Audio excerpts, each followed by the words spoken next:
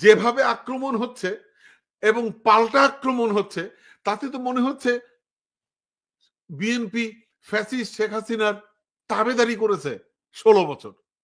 যেভাবে আক্রমণ হচ্ছে, যেভাবে কথাবার্তা হচ্ছে, যেভাবে মানে চুল ছেঁড়াছেড়ি হচ্ছে, আমরা শেখ হাসিনার আমলে শেখ হাসিনার বসংবদ যারা, শেখ হাসিনার যারা তাবেদার, তাদেরকে যেভাবে সমালোচনা করতাম, তাদেরকে যেভাবে আক্রমণ করতাম, এখন দেখি যে আমাদের ছাত্র বন্ধুরা, আমাদের ছাত্র উপদেষ্টারা ঠিক একই কায়দায় আক্রমণ করছে, একই কায়দায়, যেটি বিতর্ক হওয়ার প্রয়োজন নাই সেই জিনিসটা বিতর্কের মধ্যে নিয়ে এসছে। এটা করা এই মুহূর্তে কি খুব জরুরি? আমার একটা জিনিস আমাদেরকে বুঝতে হবে, এই জিনিসটা আমরা কেন বারবার ভুলে যাচ্ছি, যে একজন বিশ্ববিখ্যাত, সবার শ্রদ্ধেয়, সবার মাথার মুকুট ডক্টর ইউনূস সাহেব আমাদের নেতৃত্ব দিচ্ছেন, আমরা তার উপর আস্থা রাখছি না কেন? আমাদের ছাত্র বন্ধুরা তার সাথে পরামর্শ করছে না কেন? তারা কেন সাইড লাইনে যে কথাবার্তা বলছে এবং যেই প্রশ্নগুলো উপস্থাপন করছে, সেই প্রশ্নগুলো বিতর্ক তৈরি করছে এবং রাজনৈতিক পরিমণ্ডল উত্তপ্ত করছে? এটি কি কাম্য? আমরা এটিকে কামনা করি? আমি যদি আপনি আমাকে প্রশ্ন করেন, আমি তো বলবো বিএনপি যে এখন তড়িঘড়ি করে নির্বাচন চায়, সেই নির্বাচনের পক্ষে আমি না, আমরা না। কারণ আমি মনে করি সংস্কার করাটা জরুরি, সংস্কার করতে হবে। আপনারা বলেছেন, বিএনপির নেতৃত্ব বলেছে যে তারা ক্ষমতায় যেয়ে কি বলে সবাইকে নিয়ে সরকার গঠন করবে, ঠিক আছে, কিন্তু যে বিষয়গুলো এখনই ফয়সালা দরকার, যে প্রসঙ্গগুলো এখনই ফয়সালা করা জরুরি, অর্থাৎ একটি গণতান্ত্রিক রাষ্ট্র কায়েম করার জন্য যা যা জরুরি, সেটা এই মুহূর্তে করতে হবে। এবং সেটা আপনারা করতে পারবেন না, সেটা আপনারা করতে পারবেন না। যেহেতু আপনারা করতে পারবেন না, সেহেতু এই অন্তর্বর্তীকালীন সরকার এই কাজটা করলে ক্ষতি কি? তো এই প্রসঙ্গগুলো নিয়ে আমরা আলোচনা করতে পারি, এই প্রসঙ্গগুলো নিয়ে আমরা বিতর্ক করতে পারি। এই প্রসঙ্গ এই তবে মানে টার্গেট আমাদের কিন্তু এক জায়গায়, আমাদের সকলের টার্গেট জুলাইয়ে যে ছিল, 5ই আগস্ট পর্যন্ত যে ছিল, সেই তো আমাদের টার্গেট। অর্থাৎ শেখ হাসিনা, অর্থাৎ আওয়ামী লীগের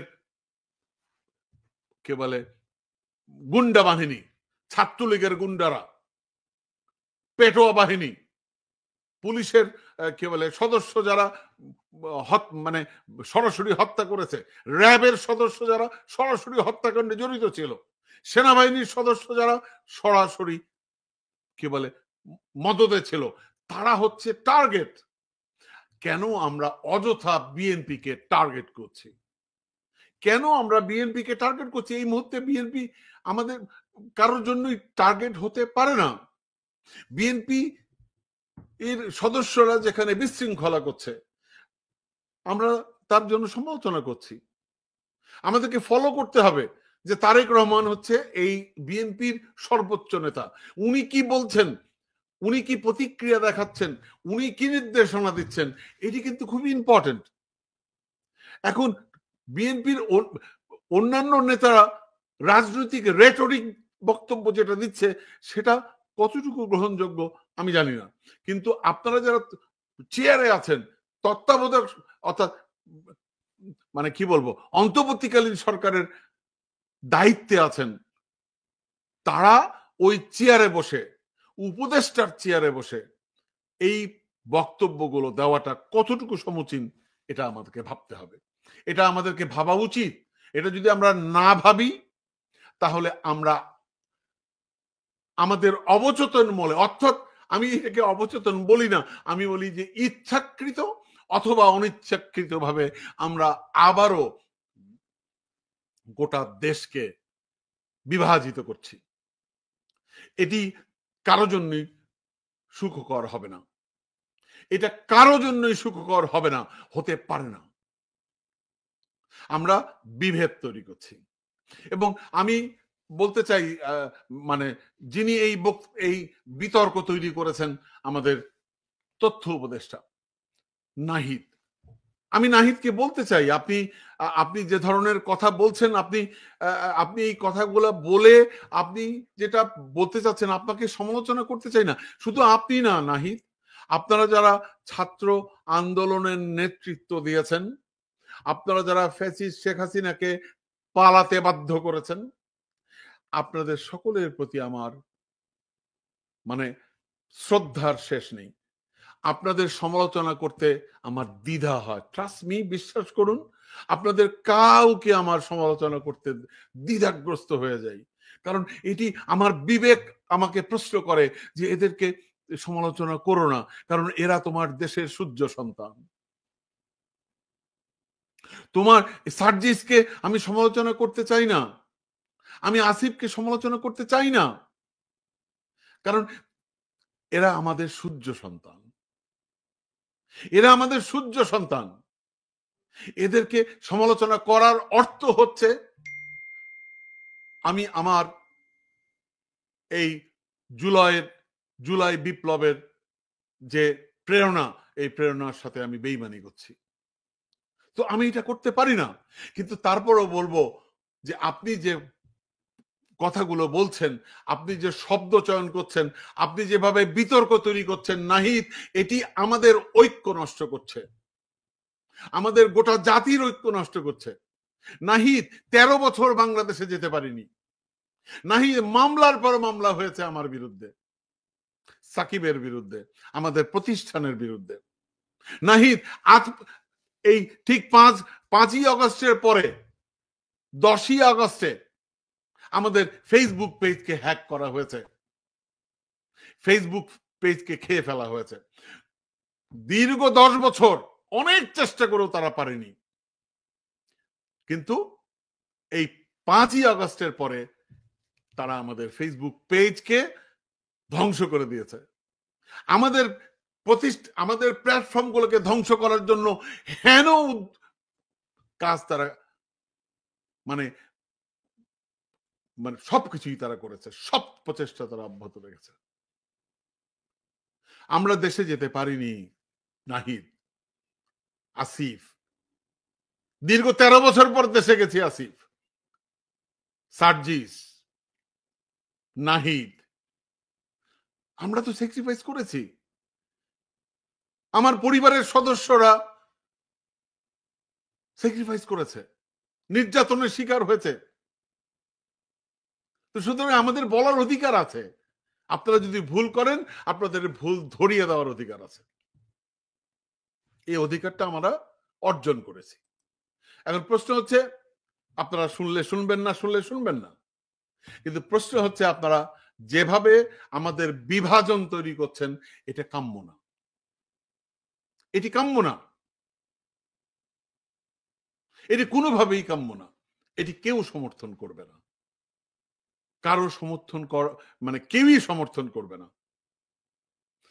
নাহিদ, পরিষ্কার করে বলি, আপনার আচরণ, আপনার উদ্যোগ, আপনার যা কিছু আপনি করছেন, যা বিতর্ক তৈরি করছেন, আপনি নিজে বিতর্কিত হচ্ছেন। আপনাদের এই যে যাদেরকে আমরা সূর্য সন্তান বলছি, এই বৈষম্য বিরোধী এই পুরো প্রক্রিয়াটাকেই প্রশ্নবিদ্ধ করছেন, এই পুরো সংগঠনটাকে আপনারা প্রশ্নবিদ্ধ করছেন। আপনাদেরকে নিয়ে আপনাদের গ্রহণযোগ্যতা কমে যাচ্ছে, নষ্ট হচ্ছে। ঠিক আছে, এটা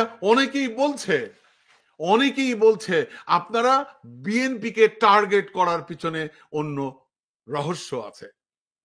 এই রহস্যটা কি জানতে চাই, দেশের মানুষ জানতে চায়। আপনারা কিন্তু জামাতে ইসলামকে আক্রমণ করছেন না, কেন করছেন না? একই কথা তো জামাতে ইসলামও বলছে। আপনারা বিএনপিকে করছেন, জামাতকে করছেন না, কেন? বিএনপি নির্যাতনের সর্বোচ্চ লেভেল অতিক্রম করেছে এই 16 বছরে। বিএনপিকে সবচেয়ে বেশি নির্যাতন সহ্য করতে হয়েছে। নাহিদ, আপনি বোধহয় ভুলে গেছেন, আপনি 1/11 কথা বলেছেন। 1/11-তে সবচেয়ে বেশি নির্যাতিত হয়েছে, সবচেয়ে বেশি নির্যাতিত হয়েছে বিএনপি এবং তারেক রহমান। তারেক রহমানকে মেরে তার স্পাইনাল কর্ড ভেঙে দেওয়া হয়েছিল। তাকে দেশে সে থাকতে পারেনি। সবচেয়ে বেশি ক্ষতি, সবচেয়ে বেশি মানে সীমাহীন নির্যাতন স্বীকার করেছেন বেগম খালেদা জিয়া। এটা তো বলতে তো আমার দ্বিধা নেই। আমার দ্বিধা থাকবে কেন? আমি তো মানুষের জন্য কথা বলি। যখন প্রয়োজন হয় আমরা তো আবার সমালোচনাও করি। সবচেয়ে বেশি সমালোচনা বিএনপিকে করেছি আমরা, এখনো করি।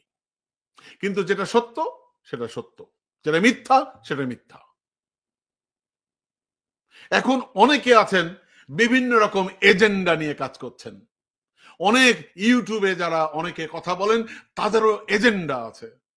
কি সেই এজেন্ডা আমাদের জানতে হবে। কি সেই এজেন্ডা আমাদেরকে বুঝতে হবে। আমরা যদি না বুঝি আমরা আবারও বিপদগ্রস্ত হব।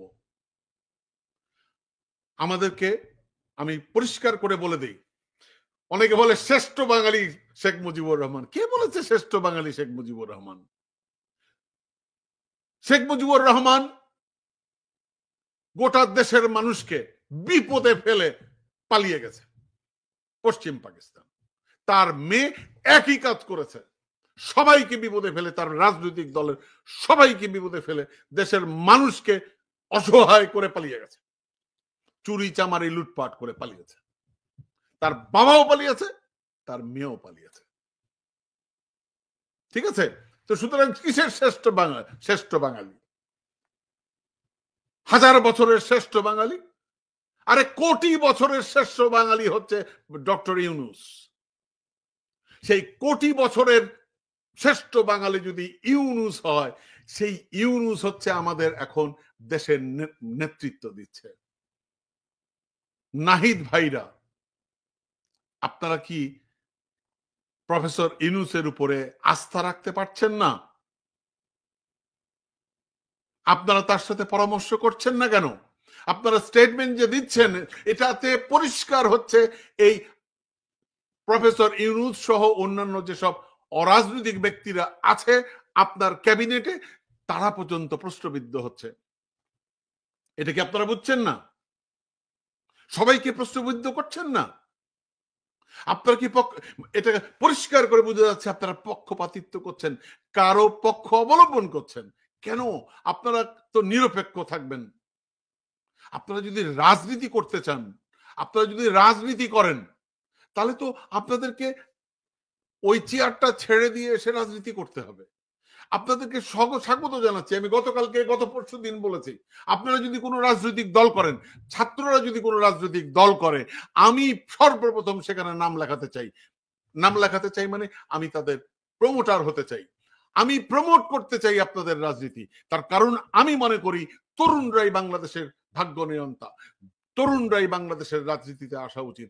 তরুণরাই বাংলাদেশের নেতৃত্ব দেবে এবং এই তরুণরা যখন বাংলাদেশের নেতৃত্ব দেবে তখন বাংলাদেশ হবে শ্রেষ্ঠ একটি রাষ্ট্র। এটা আমি বিশ্বাস করি, মনে প্রাণে বিশ্বাস করি। আমি মনে প্রাণে বিশ্বাস করি। Trust me. ঠিক আছে? সো আমাকে ভুল বোঝার কোনো কারণ নেই। আমি চাই ঐক্যবদ্ধ অবস্থান। নাহিদ ভাই, আপনি যা করছেন এবং আপনার সহকর্মীরা যা করছে, আপনার ছাত্র বন্ধুরা যা করছে, এটি পরিষ্কারভাবে এই ক্যাবিনেটকে প্রশ্নের সম্মুখে, কোশ্চিন মার্ক হচ্ছে, প্রশ্নের সম্মুখে দাঁড় করাচ্ছেন। এবং আপনারা আপনাদের যে নিরপেক্ষতা, অর্থাৎ আপনি যে অন্তর্বর্তীকালীন সরকার, আপনি কি করবেন? আপনার দায়িত্ব হচ্ছে সংস্কার করা, আপনার দায়িত্ব হচ্ছে একটি নির্বাচন অনুষ্ঠিত করা। তো আপনারা নির্বাচন কিভাবে করবেন? এই যে প্রশ্ন উত্থাপিত হয়েছে, এই প্রশ্নগুলো তো প্রশ্নবিদ্ধ হচ্ছে এই আপনারই ক্যাবিনেটের যিনি প্রধান ইউনূস সাহেব।